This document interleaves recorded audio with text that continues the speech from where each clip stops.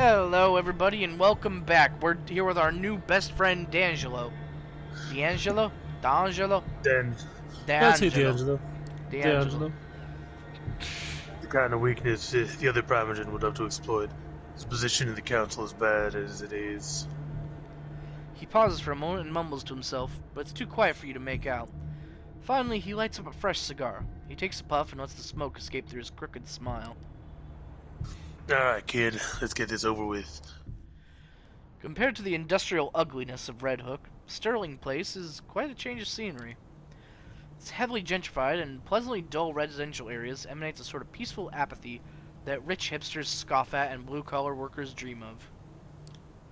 Yeah, it's easy to call someone a sellout when you're living on someone else's money, huh? All of a sudden, the Nosferatu stops. It almost seems like he was taking a deep breath, steeling himself for things to come. This is the place. With that, he points to a surprisingly nice-looking two-story house. I've always wanted to try a house like this, you know? It always looks cool with, like, the tiny little gate area, and you got, like, the stairs leading up. I really like it. Anyway, with that, he points to a surprisingly nice-looking two-story house. The place is almost completely dark. Almost. You notice a dim light shining through the curtains of an upper-story window. It's probably safe to assume that the head of the family is working late, especially if the head of the family happens to be a vampire. Okay, kid, we gotta be gentle about this. I'm talking velvet gloves, soft cushions, you ring, my lord, gentle. We need to get Lawson out here without making a fuss or letting his family see us. If we blow this, he'll shut down like a speakeasy on raid night. Trust me, I know. Sounds like you two have some history. Sounds about right, but that's a story for another time. Right now, let's stick to why we're here. Tell you what, how about you take the lead in this one? Curious to see how you handle it. Oh, no. Just kick the door in. You take a step back and look around the area. The lit-up window seems like a safe bet. Now it's just a matter of getting Larson's attention. His and no one else's. Throw a pebble at the window. As you're trying to come up with a viable style, you're suddenly startled by a loud noise. It takes you a second to identify the sound as a dog's barking. It doesn't take you long to figure out where it came from, as a bearded man leading a Rottweiler on a leash comes into view. Why would I do that? I mean, you do need to eat. But with the dog, that seems like I'm gonna get fucking The bit dog by will the. attack you, definitely. Yeah. Gross. How small we talking here? Because I don't want to crash the fucking. What do you think? I don't think we should feed on this dude. That with the dog, that seems like a bad idea. And I don't want to kill the dog. Throw a small rocket. That sounds like it's gonna break the window, though. Fuck it, I'm gonna try it. You kneel down and pick a rock off the lawn. Small enough to break glass, big enough to get someone's attention. Deftly, you check at the window, and it bounces off the glass with a quiet but audible dong. Moments pass in silence, making you think no one got your message. Just as you start to look for another rock, you hear the window slide open. A very unassuming and slightly unshaven man in a turtleneck appears at the window. As soon as he notices you, his expression sours, like he just smelled something rotten. He addresses your Nosferatu partner in what can only be described as a very loud and very angry whisper. Get the fuck off my lawn, D'Angelo! You know goddamn better than to show your ugly mug around here. Wow, you were I've so changed cool in his accent. Batman! You glance over to D'Angelo. He looks somewhat embarrassed, scratching at the back of his neck, clearly trying to find the right angle to play this. Get down here, we get loud. We wouldn't have bothered you if this wasn't important. Jerricola, stay where you are. Loud and proud, baby! You wait out on the lawn, listening to Larson quietly making his way downstairs. Before long, he appears on the porch, locking the front door behind him. He motions at you to follow him off to the side of the house. There, he turns towards you. What do you want? It's about the Red Hook murders. We think one of yours is responsible. Bullshit. A Duskborn's got enough trouble staying alive out here. What could possibly make them openly violate the masquerade? Desperation. The killer's been leaving messages wherever they are. They think they know something. Something they can't share with just anyone. I know it seems far-fetched, but it's the only way this puzzle fits together. Nah, I don't buy it. You're reaching. You're trying to find a scapegoat. Get in your boss's good graces. Word gets around, D'Angelo. You think I don't know who you're working for? Then help us clear your name. Help us clear your people's name. What have you got to lose? Everything. I've been a thorn on the council's side for a while now. This is just the excuse they need to get rid of me. Well, if it turns out to be one of yours did it, and you sat on your hands to protect him, you think the council won't jump on that? He looks off into the darkness, pondering his options. He lets out a heavy sigh. Look, I'll ask around, consult my sources. If it turns out that one of my own is responsible, they will face justice. In the meantime, keep your deductions to yourself. I have enough trouble as it is. Deal. Good. Now, if you'll excuse me, I have to get back to my family. And with that, Larson retreats to the elusive safety of his home. He decides it's best to move along. You walk a couple blocks in utter silence. Even D'Angelo's mumbling seems to have taken a back seat. Oddly enough, you find this newfound reticence somewhat unnerving. Finally, the Nosferatu stops and turns towards you. Hell of a night. I don't know about you, kid, but I sure could use a drink. Something warm in a tall, sweaty glass. Ugh! Oh god, the mental. Oh god. But Well, first, let me tally your score. Let's see now. You did make a good first impression, unlike someone who can talk themselves out of a tight spot. Talking's cheap. Bullets, not so much. You held your own at the crime scene, nothing I hadn't figured out on my own, but hey, we can't all be professionals. Finally, when the situation calls for subtlety, you manage to avoid unwanted attention. Discretion's what separates a private dick from just any old dick. All in all, you did fine. Not fine, but not bad for your first case. Don't let it get to your head. hooray, C's get degrees, baby. I'll be in touch. Let you know if I hear from Larson. Be ready to meet me at the office. I got a trophy called Sweet Smell of Success. I doubt the He starts to- D'Angelo smells sweet. No, he starts to walk away, but suddenly stops and turns back towards you. Hey, and bring a notepad. Every good assistant should have one. Oh, it's the end of the night. Time to go Oh home. yeah, I've Rest. got to rest. You notice something strange by the front door of your haven. A letter's been slipped under the door in cream-colored, old-fashioned envelope. There's no name on it, but you know it's meant for you. Opening the letter, it's clear it's been sent by someone incredibly old-fashioned, rich, or a fan of classic stationery. Dainty. No normal person sends letters like this. The note is short and terse, written in elegant, delicate handwriting. You're cordially invited to rendezvous at the Cathedral of St. John the Divine. I'll be waiting to make your acquaintance tomorrow night. Look for me closer to God. There's no other information. It looks like you have a mysterious invitation for the following night. Okay. You received a mysterious... Oh, fuck. It's been a while since you heard from... Oh, no! What do I do, Im? I could meet with these people, but... That's also... Faith and myth.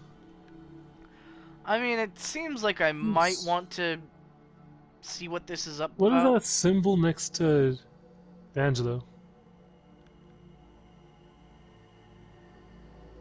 There's like a red line on the side of the circle there. I think that's just part of the map. Oh, It's been a while since you heard from D'Angelo. Maybe he's busy, sticking his nose in the lung, or maybe he's pissed off the wrong people, now rotting in a ditch somewhere. I mean, it's been one night. Yeah, You know? I think he'll be fine. Let's go check this guy out. You haven't been to a church since you became a vampire, or kindred, as the euphemism goes. You've had to focus on the concrete, practical things like survival and feeding. Which you You learn haven't. the essential of vampire experience, but you don't really have a clear idea of what it all means. The Cathedral of St. John the Divine is a New York landmark. You've been inside once before when you were much younger. You marveled at its gothic facade. Looking at it now from across the street feels ominous. The prospect of an anonymous invitation to a secret meeting is a worrying one, but the venue is well chosen. It's hard to imagine a violent attack in a place like this, with eyes everywhere. You enter the cathedral discreetly. You've quickly learned this is an essential skill for a vampire. how to move without anyone noticing you. The full force of the cathedral's architecture hits you like a walk between the pews. Oh, hits you as you walk between the pews. If the architect meant to create the feeling of being small in the face of God's glory, mission accomplished. Based on the note, you're assuming that whoever you're meeting is somewhere in the front. As you step closer to the high altar, it feels as if something is dragging at your feet, as if the stone beneath you resisted your movement. I mean, different strokes for different folks, you know? You believe what you believe, and I do wonder. Does God even exist in this universe? Supposedly he does. It's been a long time since you prayed. You wonder whether God listens to creatures like you. Fatalistically, you take a step, then another. You're not sure if your God is present in this cathedral, but perhaps it doesn't matter. What you feel is real enough. There's an old man sitting in the front. You see only the back of his head, bowed in silent prayer. Your footsteps echo on the floor, and he turns to look at you. You can't take your eyes off him. He's tall, dignified, white hair balding, a few strands escaping to the sides. He's wearing glasses and simple clerical clothing. His eyes are warm and pale, too kind for someone like you. Something's wrong. You feel heavy, as if a giant hand was pressing you down. The skin on your face is burning. Perhaps unconsciously, you expected something like this, as a vampire walking into the cathedral. Only it's not the building or God making you feel like you're burning alive. It's the man, the priest. You want me to be him? Yeah, go for it. I hog a lot of the voices, so you go for it. Welcome, my child. The priest's tone is kind, but the rising panic inside you is telling you that kindness is not for the likes of you. Why did he call you? The only way to understand these painful feelings is to push forward and confront the priest. As you step closer to the priest, the panic rises inside you. The emotions are hard to control. Fear, anger, pain, all trying to wrestle you in different directions. Away. Can I help you? Are you okay? The priest talks to you like you would a lost vagrant who has chosen to enter the house of God. How are you doing this? I'm afraid I don't understand. It's simply too much. You mutter something incoherent in reply. You don't sound like a vampire, an undead being made powerful by immortal blood. You're just another sad, confused, lost soul. You turn around and stagger away, only feeling like yourself once you're back on the street outside. You stand on the sidewalk, confused and scared. No enemies seem to be attacking you. The priest didn't follow you. The night air is wet with the smells of the city, the same as every night. How'd it feel? You look at the man speaking to you.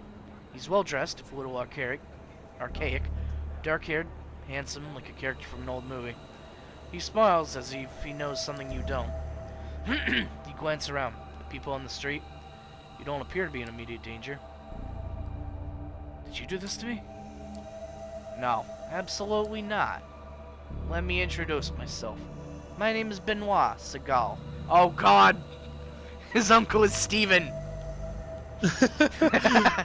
We share many things in common, even if you don't know me. Benoit offers his hand to you. Shake his hand. Benoit's handshake is firm and dry. He looks at you intently, as if trying to find something in your eyes. Would you mind sitting with me for a moment? Benoit points to a park bench nearby. In darkness because of a broken streetlight. Warily, you decide to follow him. Only an enemy totally unconcerned with the masquerade would attack you here. Benoit sits down and you follow suit. For a moment, you both contemplate the cathedral in silence. I know how it feels. What you just felt. I've experienced it myself, many times. For a moment, you consider how to respond. It's clear Benoit sent the invitation to come up here and orchestrate this little setup. Did you try to get... Why'd you invite me? What's the point? Why did you go to the trouble of getting me here? We share a connection, you and I. I'll explain it later, but right now the important thing is that it's so much easier to show than to tell. I wanted you to meet Father Anthony, or see him and experience him. You wonder why it felt like that? It was the priest? At first I thought it was because it was in a church, but then I realized it came from him. Priest. I think you're right. It does come from him. It's his faith that makes you feel like that. He's safe in his belief that, well, you are one of the damned. Do you ever wonder what's the role of a vampire in God's creation? You stop to think. Of course you've wondered what this is all about. Whether it's about God or nature, you don't really know what being a vampire means. That's the trouble with the masquerade. A human faced with a human problem can go online and find something that helps. You can't.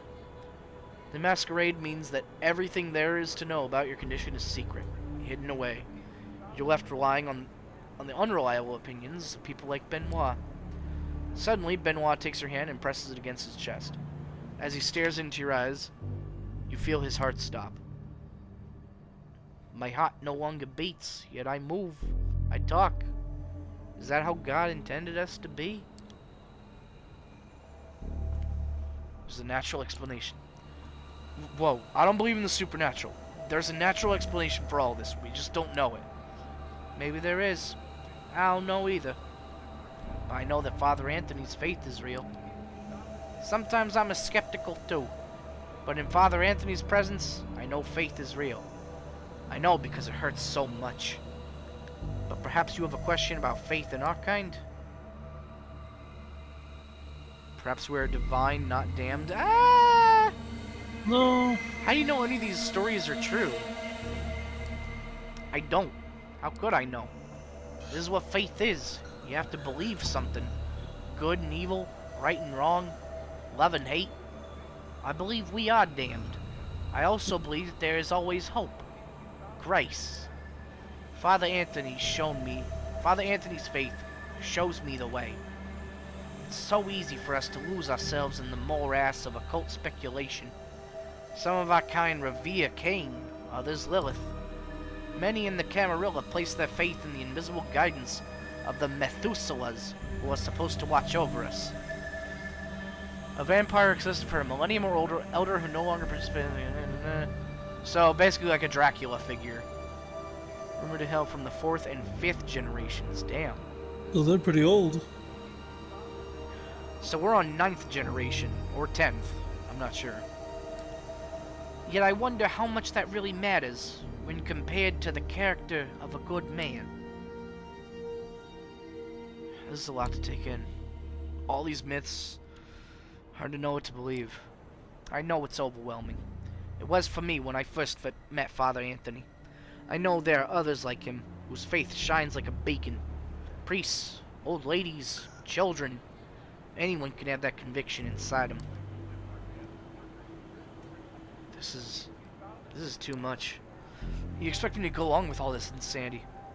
Benoit nods patiently. Let's meet again in a few nights. Here at the cathedral. We can talk more after you've thought it through. You leave Benoit sitting in the shadow of the cathedral, contemplating what lies within. It would be easier to ignore his words without the reality of what you experienced. Father Anthony was holy. You know it to be true. But what does that mean? Oh, so I get 2 actions per night. Okay. I kind of want to go check on D'Angelo. I like him. Sure. You make your way through the now familiar rusty maze of the grain terminal, up the stairs to D'Angelo's office. This time, however, you find the room firmly locked. There's a note pinned to the door. You rip it off and scan the crooked lettering. There's been another one at the scene. Now, come to Bed-Stuy. Bed-Stuy? Best Buy? Is he trying to say? Oh, whatever. Corner of Pulaski and Gary, ASAP. Okay, so real quick. Theeeeeeeoeoehe.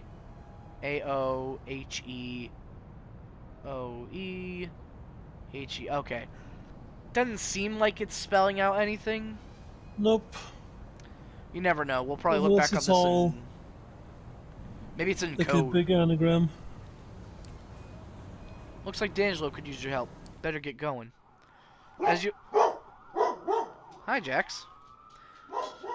As you approach the address D'Angelo gave you, a squad car passes you by, sirens blaring. Following it, you can make a turn from Delcab Avenue onto Pulaski Street. Sure enough, the street is awash with red light and the 4 or so police cars, damn it, parked on the nearest corner, next to an ambulance to confirm you're in the right place. Well, unfortunately, that's where we gotta stop for the night. So, thank you for watching, and we'll see you later. Adios.